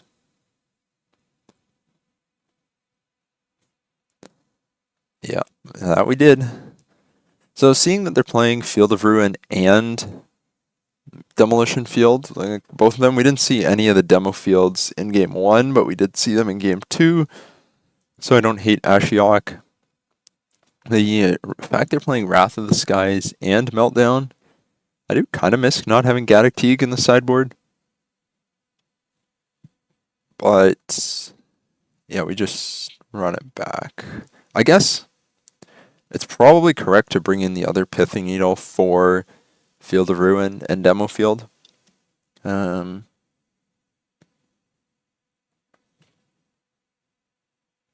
Yeah, I think so. Cookbooks, also to get cards out of hand if we're... Like, I think there's a lot of games where we are letting them blow up our lands. I think on the play, or on the draw, sorry, we're not going to rely on Profane Tutor very much. I think on the draw, it's really slow. So having the baubles in for fast opal starts, I think, is worth it. Especially, like, seeing what they can do. We got Hand Disruption, Ashiok, Whir of Invention, and no basics in hand. That looks like a keep. Yeah, honestly, like, I think if you keep an opening hand with a basic, it's almost worth, like, mulliganing just to have the basic land back in your deck. Like, for this matchup in particular, I think... yeah, let's Inquisition. Start small, work our way up. Orm's Chant, good to know about. Cleansing Wildfire is what we really care about them doing on turn 2. Soul Guide Lantern doesn't do anything against us. And they're just going to hold up Reprieve. No? They drew another one. That's annoying. So maybe you could play Basic Swamp in the list. I mean, you guys know how much I hate basics to begin with, so I don't really want to add another one in. I think here we play Shredder Thoughtseize, which gives us the option of getting Ashiok down next turn. Whoops, I just took away all their cards. Yeah, we're going to take Price of Freedom. So they have Reprieve, which they probably counter next turn. Unless they draw...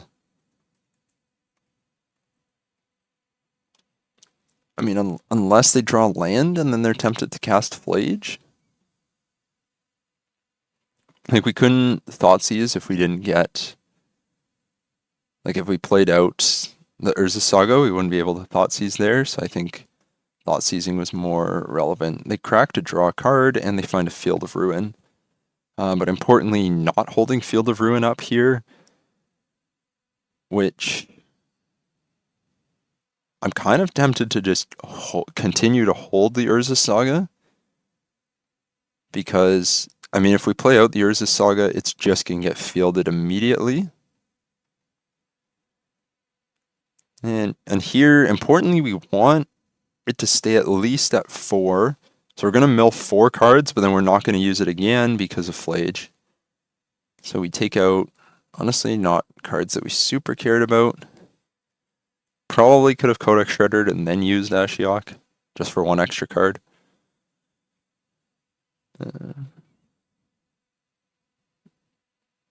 And they're going to cast Flage at Ashiok.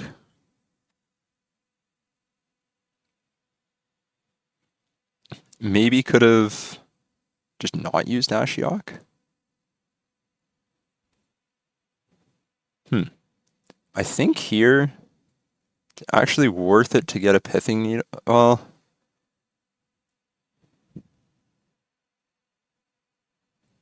so if we get Pithing Needle on Field of Ruin, or do we just force them to cast the Field of Ruin anyway? Yeah, I guess we just lock them. Blue, blue, cancel. Blue, blue, blue, blue. And we'll grab a lantern here. I mean, good call, grabbing the lantern. Would not like you to have a meltdown. Cleansing Wildfire. I mean, very annoying, but not really worth sacrificing the lantern over. Like, because they have so many land disruption or land destruction spells anyway. It's like if we shuffle lantern to get rid of it, there's a pretty decent chance they draw into another one. Yes, we still have an island in there. Quarry Mountain Monastery. Well, they're still holding up Reprieve, obviously. So I think we Texas in our upkeep. Gotta be mindful of this Flage in the graveyard. Yeah, that's annoying. And then I think we cast the Inquisition. Kind of surprised they didn't Orm's Chant when they saw it on top. I think we take Flage, downtick Ashiok. Because they don't have any way of disrupting the lock in hand. Like, if that's their hand. We have 2 Mill Rocks. We have a Thoughtseize, which can take something out later on. I think we cash in the Ashiok here. What'd they exile? Flage, Wrath, Field, Plains, and they still have another Wrath on top. That's rather unfortunate. We are going to mill them, upkeep.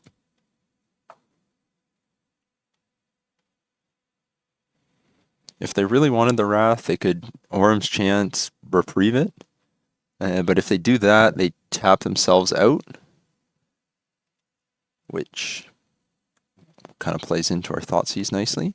And we don't mind shuffling here with an Underground River on top. Yeah, we're good. Orm's Chant is going to get milled. Quarry Mount Monastery, not great. Price of Freedom, we will mill. And then Urza Saga, 1 token will get pathed. And then hopefully we can kill them with the other one.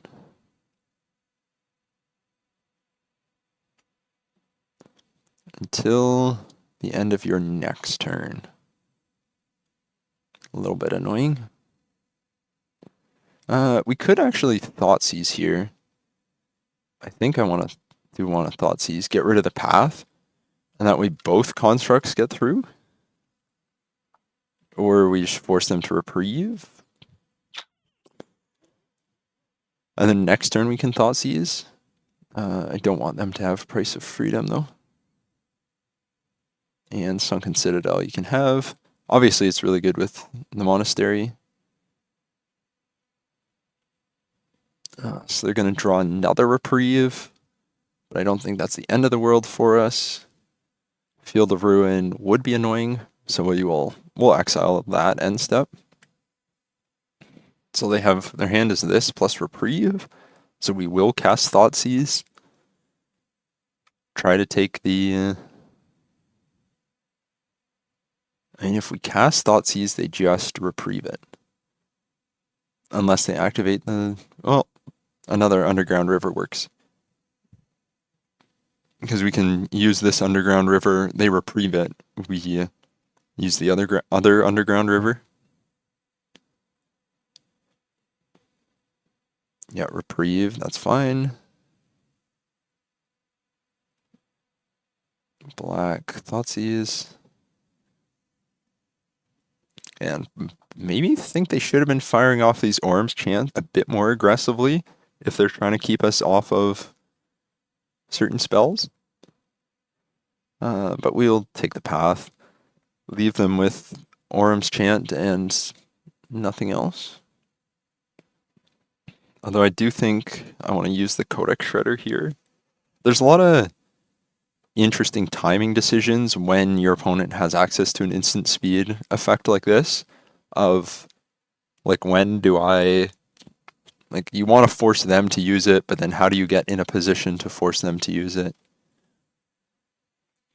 And honestly, Flage is fine here. Yep, they can see it. Alright, we're going to make 2 constructs, and we were...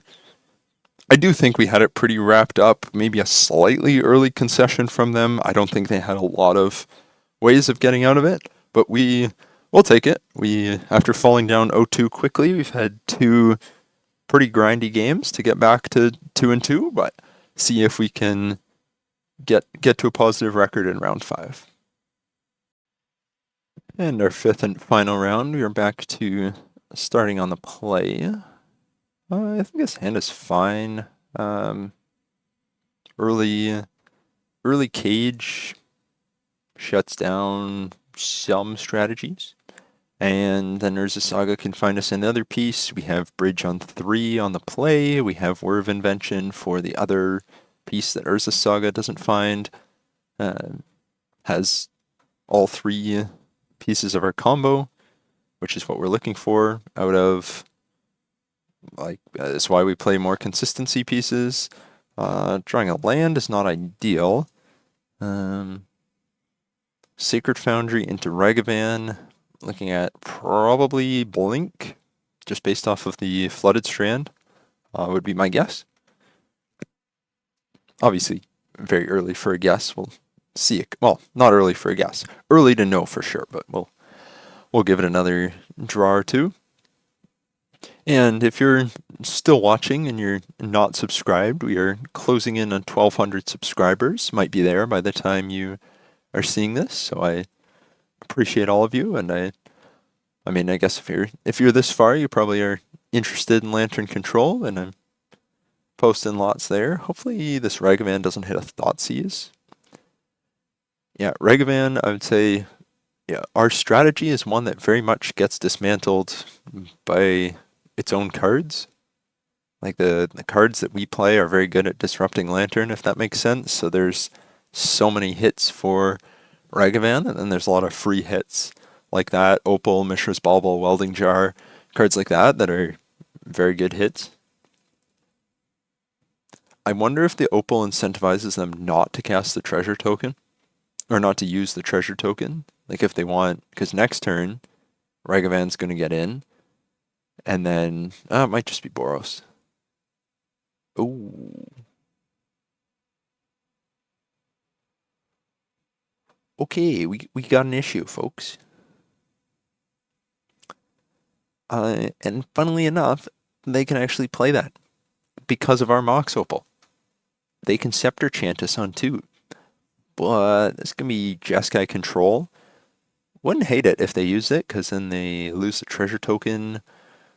We are going to make a... I mean, the Saga can get Pithing Needle for the Scepter. But they can tap the Opal, tap the treasure, activate Scepter. So 4 cards in hand against Jeskai control. with no hand disruption. Should be fun.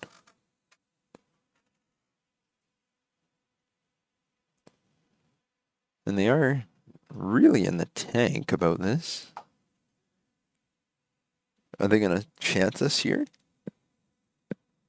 Like, if they chant us, we just make Saga tokens. They are. Because we can still do that. The Cage should shut down Flage, but it's not overly relevant against them. Well, that's a Pithing Needle. Let's see if we go to second main, if that makes them do anything. I kind of would rather play Bridge. Because it feels like they didn't cast the chant knowing we could make constructs. They got a consign to memory. A little unfortunate there. Actually, what would be really unfortunate is if we drew our second copy of Pithing Needle for next turn. Because we do only play 2 main deck. And there we see the blue mana. Maybe we should have just made construct tokens. I don't know. Like, they could easily be having nothing, wanting us to make construct tokens, and then just like play Prismatic Ending or something on them. Well, that's what I was talking about, free cards, where Ragavan has taken Mox Opal and Mishra's Bubble. So, although, is this ours? Yeah, this is. I don't know why the Opal says owned by and this doesn't, but whatever. And they're probably incentivized to keep it around so they can spend treasure tokens. Flage, like I said, Grafdigger's Cage is good against it. They only have 2 cards in hand, which is at least something. Oh, they're going to scam a Flage. Okay. They do not have enough mana to use the Scepter here. Meaning, okay, we float mana. We then have 1, 2, 3, 4, 5 if we grab Opal. Cage. I think we can get Ensnaring Bridge down here. So we're going to grab a Mox Opal. We're going to play a Pithing Needle. And we're going to name Isokron Scepter. And then because our land is River of Tears, we are going to have to use this on their... no, we can use it now. They only have 1 card in hand. Blue, because the X is 4. Oh, both River of Tears. Sorry, both River of Tears tap for black, obviously. And we did kind of telegraph that we have Whir, which is a bit unfortunate. Yeah, so if we had tapped the River of Tears that we already had in play first, we could have floated a blue, then played the second one and played Whir there. But if their card is consigned to memory, the treasure token is going to... Sorry, the treasure token will...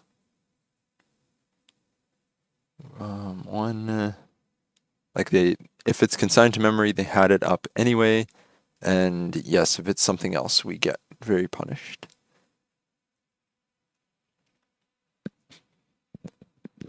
Like if it was a force negation that they have in hand, very much punished. Okay. Not punished. Now we gotta draw some mill rocks. We'll be able to suspend Profane Tutor. They can't chant us here. Well, I mean, if they draw a chant, they can do it, but not off the Scepter.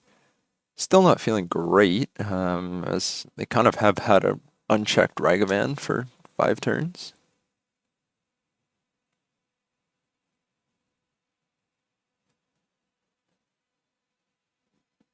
So they're gonna get in. At least the Flage. I mean, them scamming the Flage there kind of took off or took away our construct lines, where that didn't really become, kind of stopped being an option for us when they did that, because they were going to be able to bolt them down.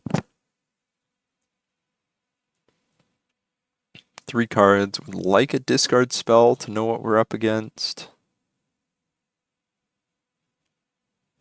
Another Whir of Invention would be fine. I mean, we can get out, like, we can empty our hand next turn at least, so Ragavan can't hit us. It's just a matter of drawing relevant cards. I do wonder if we hadn't played the Grafdigger's Cage, I think there's a decent chance they do just let the Flage go to the graveyard. Is there much difference between playing Watery Grave and River of Tears? I don't think so. We do kind of have all the mana we need with Mox Opal too. We're doing pretty well. And I guess for an even more time in this video, we are in a top deck battle against, oh, they are playing a Johnny. Okay. More energy control than you'd think. Kind of missing the Narsets in the sideboard. I think they would be good in this matchup. So we are going to need to find a needle for the backside of a Johnny eventually, because they'll be able to, well, that's not good. They'll be able to draw like a Flage, it does mean creatures in control die, so it kind of does have to be exactly Flage to kill it.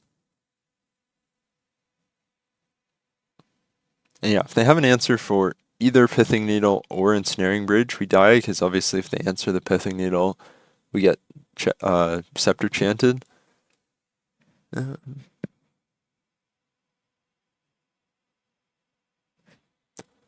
They're doing something here. Ephemerate on Flage to kill the cat. Will get sacrificed, so at least they can upkeep do anything. And they can't get it back from their graveyard because of that Grafdigger's Cage we played on turn 1. And they do have a consign for that Ephemerate trigger. They just do it face. I feel like flipping a Johnny was better there. Are they going to do that here? I mean, we definitely need to draw not a land so the Ajani can't get in. They have 1 card in hand. And they hit us to 5. Ajani hits us to 4. Do they have a way to flip Ajani? Because they do control another red permanent. So a flipped Ajani can kill us pretty easily. They do. They have another Ajani, which it will die and will give them... I mean, that does take away the 1 damage. So we need to draw exactly Whir of Invention or Pithing Needle.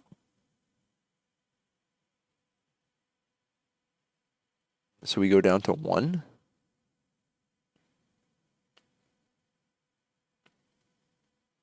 Is Profane... I guess Profane Tutor comes off this turn, which can get us a needle. Unless they have Riddler, draw 2. Yeah, I mean, the game is very much slipping away. Yeah, I don't feel... Why didn't they warp that before the Ajani? I mean, they could have killed us there, right? They just play the Riddler, then 0 Ajani, we're dead?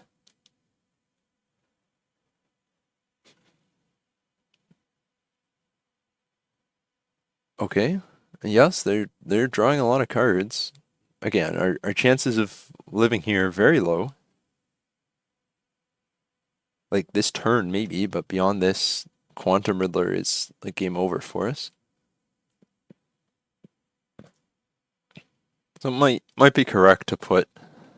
Yeah, I guess they're not going to draw off it next turn. So we're going to grab the Pithing Needle for this Ajani. Barely in time. Where is it? We only have one more. Like, that's our last one, sorry. Inquisition, I guess we'll fire that off first. Play around Consigned to Memory. Take the Ephemerate. And Quantum Riddler, pretty good if you're in a top deck battle.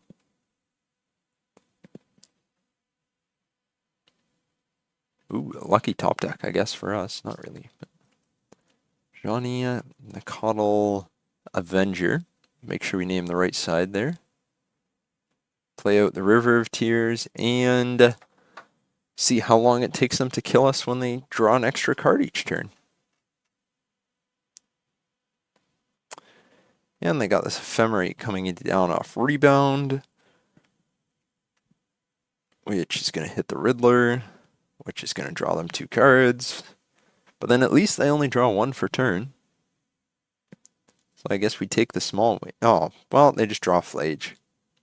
You know what? Fair enough. Yeah, they definitely deserved that one. Deck performed much better than ours did. I do wish this was a Narset instead. We're going to bring in the set of drifts, which is kind of what we're playing instead of Narset, so we'll see how that does. Grafdigger's Cage, if it's only there for Flage, I think you can cut it. The Needle for Johnny, maybe we need the other Needle. Cookbook, I think, is a good card to keep in. They are a heavy Consigned to Memory deck. Welding Jar is maybe. Welding Jar is like right on the edge of a main board inclusion to begin with. Yeah, Witchbane Orb, Soul's Jailer, Damping Sphere, Cursed Totem, Faxing Bauble. No, I don't think so. I think we just trim the Profane Tutors. Maybe we can keep 1 in. They could also be a Teferi deck, and Profane Tutor is bad into Teferi. Like, if you take turn 2 off to suspend a Profane Tutor and they, like, play Teferi, bounce something, you're in rough shape. So I think, yeah, against Teferi decks, I definitely think Whir of Invention is better than Profane Tutor, so I'm much more inclined to cut Profane Tutors before I am Whir of Invention. Well, our opponent did use all of the sideboarding time and went right down to the timer, so hopefully they're still there. Inquisition, Shredder, Double Needle, seems decent.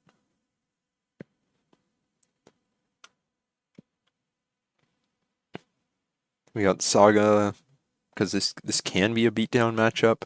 I think because of Ragavan, we lead on Inquisition.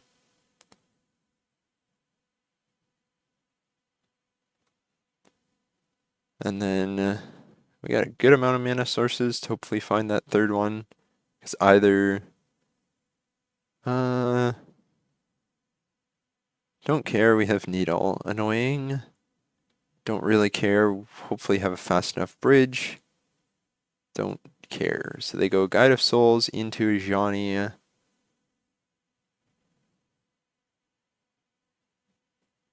Yeah? I guess I feel like Ephemerate is worse for us long term. And the other things, the rest of the hand can be beat. Pithing Needle does not work on Arena of Glory.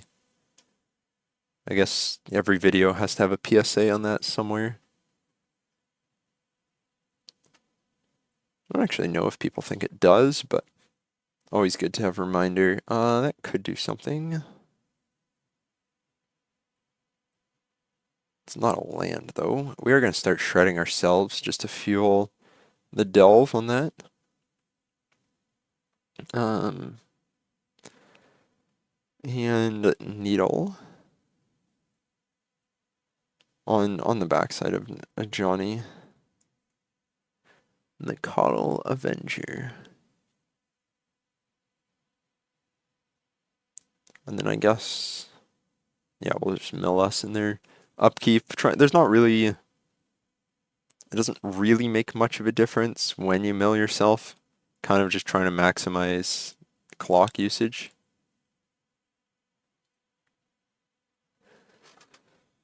Because we now have, well, Lantern of Insight. It's not a land, so not the worst card to mill there. This Urza Saga, if we're not finding a land, is definitely going to have to get Opal. But Set Adrift should be able to slow them down. They played the Scalding Tarn we knew about. And they play another Guide of Souls we didn't know about. But they can't jump on here. It's a pretty slow clock. I mean, obviously it gets quick in a hurry. That is not ideal. I guess we named Teferi and Isochron Scepter.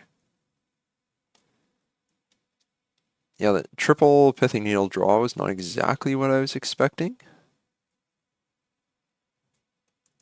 Isochron Scepter.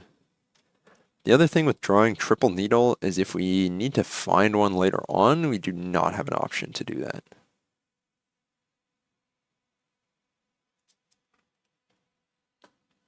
We mill another Set Adrift, which is again not a land.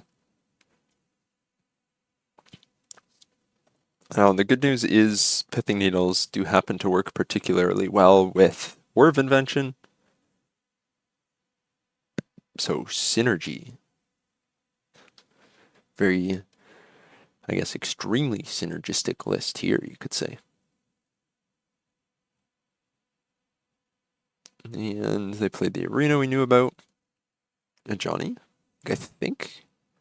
I mean, a lot of it's going to come down to can we find a land, as they are going to get to jump a creature here. So we're going to take 1, 2, 3, 4, and the next turn we're going to take close to 10, I think, if we don't get a land. And then Urza Saga will go to the graveyard. So Set Adrift is getting cheaper. So we can always buy ourselves a turn bouncing this one. Profane Tutor, I mean, it basically has to get Mox Opal here. And they're going to consign the trigger. Yeah, that's actually really unfortunate. Because we now don't get Mox Opal. And, I mean, we mill another Codex Shredder. So we can't play the Profane Tutor because of this River of Tears. Blue, 1, 2, 3, 4. And we don't even have the Codex Shredder to mill the Guide of Souls. We're kind of just letting them draw and play it again as their turn. And yeah, we definitely really need a land.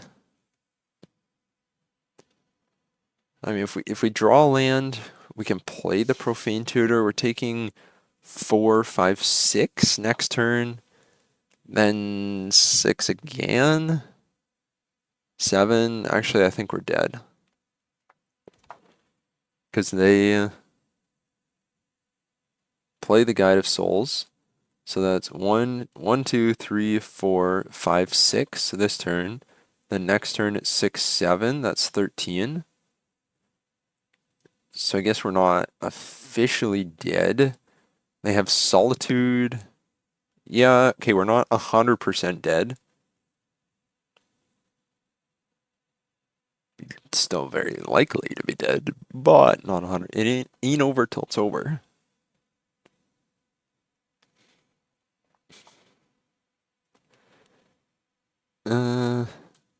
That makes it over because we shock in the grave. That's 1, 2, 3, 4, 5, 6, 7, 8, 9. That is a good game right there. Not really. We didn't draw the right lands, but we'll talk about it in the wrap-up. Well, let's talk about our 12 tutors list today, and I think overall, I mean, the list was fine for Lantern. We went 2 and 3. The games we lost, we kind of just got smoked. So I wouldn't say, yeah, it definitely didn't perform amazing by any means. And there is kind of some conflict present when you're playing Profane Tutor and Whir of Invention in the same deck. Obviously, like, aware of that when building the list. The sideboard, Narset would have been maybe nice to have, but like even that last matchup, we didn't see Quantum Riddler in the second game. Like we kind of just didn't draw any mana sources the rest of the way. Consigned to Memory continues to remain a very strong card against us in the meta. I do like the main deck. Like this, what would I say? This part of the main deck feels very solid. This column specifically feels very solid. I think I have an RCQ coming up in like a week and a half that I'm going to, and I'm planning on probably doing a version 2.1 of this list. So something moving back to white for the prismatic ending. So I'll probably make some more videos on like refining that list. So that'll be kind of hyper specific, like for RCQ testing. So I'm looking forward to that. But overall, I think this is a fine list. I don't think it's an insane advantage over anything else that's out there. The mana base, yeah, I believe I have Demir. Like I maybe should have just copied a mana base like this. I'm just playing the Underground Rivers, no fetch land. Odawara Academy Ruins. Might have performed a bit better. The second basic, I guess, was relevant against land destruction. So if you play against land destruction, just play mono blue lantern a lot. That's the way to go there. But thanks for hanging around, and I'll see you guys in the next one.